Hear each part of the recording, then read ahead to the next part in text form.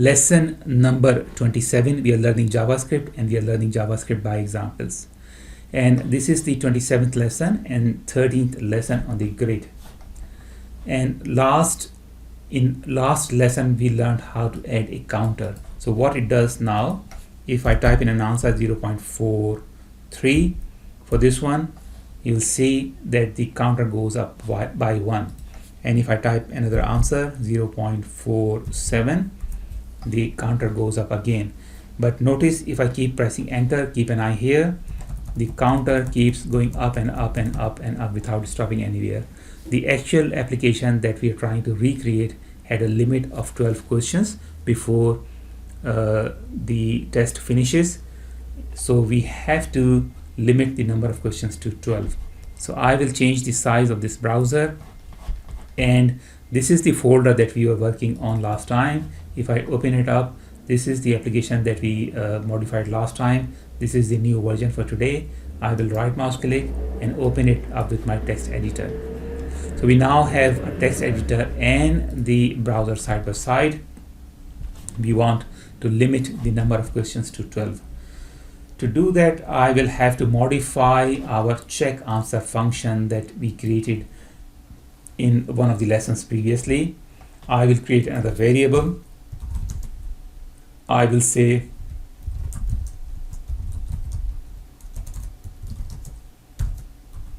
so I will limit the total number of questions to 3, so it becomes easier for us to test.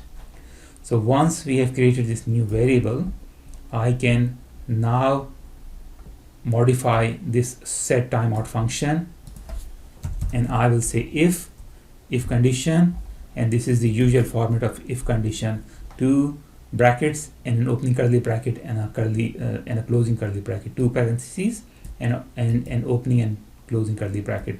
I will enclose everything within the body of this if condition, and I will say if counter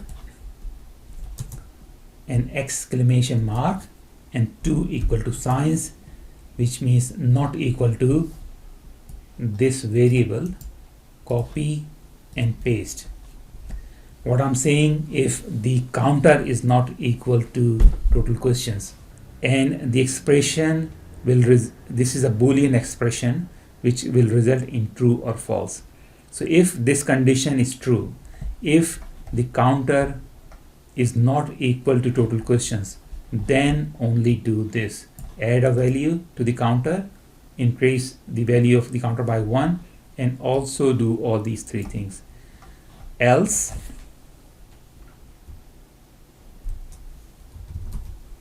do this.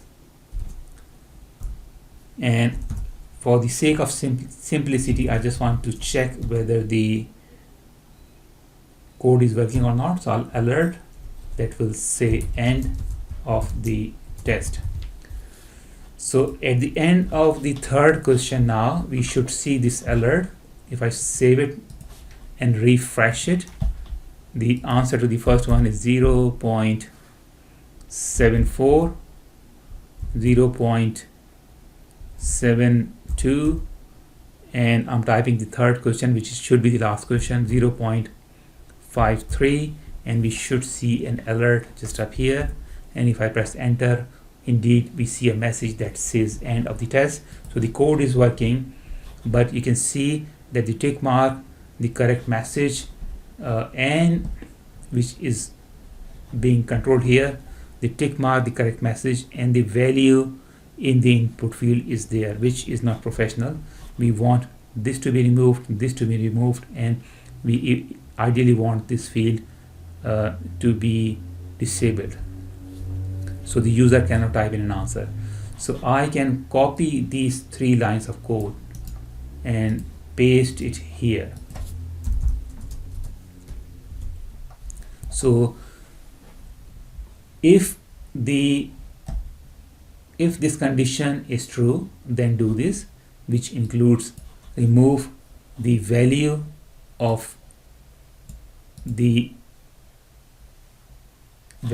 result box, unset the image, background image, and remove whatever the value was typed in within this input field. So if I save it, okay, I will have to remove this, and also instead of saying nothing here, I will say end of the test just here. So if I save it now and refresh it, I can say this is 0.73, 0.54, 0.71. If I type enter, this is the last question, I see a message that says correct and the tick mark, and this text is too big and this input field is still active. I can still type in something, and although the number of questions is not going up, the number of colored cells is changing. So we will have to disable the field, and to do that I will copy this and paste this here, dot disabled is equal to true, and also the size of this text is too big, so I will have to find the CSS properties of this result box, which is just here, and I will change the font size to maybe 20. That should fix it. If I save it now, refresh it, this is 0.100. Oh, I don't know, this should be 1, should have been 1, 0.42, 0.07. Last question, it says end of the test, and this input field has become disabled now, so nobody can type in any answer now, and we are at the last question. So we want to modify this area a little bit as well. I can copy this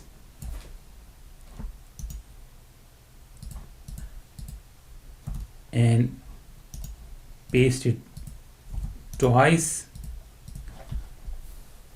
Elements have to have unique ID, so 3 elements cannot have the same ID, so I will remove this, and I will also remove this, and the inner HTML, I will change this one to a / and this one to 3.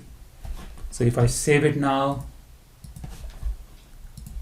this is how it looks like, question 1 of 3, but the formatting is not correct. So we can enclose all the span elements in a div, and I will close the div here, save it, and I also have to remove these 2 lines. If I save it, refresh it, this is how it looks like now. Need further improvement, so font size maybe 20, save it, refresh it, and it looks perfect. So now that we have achieved our functionality for 3 questions, I can change it to 12, and I can also change the value of this variable to 12. This should ideally be constant because you're not changing this value ever. So if I save it now, refresh it, make it bigger, and I will just press enter 12 times to see whether the counter is going up and whether the input field becomes blank disabled at the end of the test. Okay, so question number 12, now I cannot press enter because the input field has become disabled, and we have this message end of the test. So that was it for today. Thank you very much. I hope you learned something, and I'll see you in the next lesson.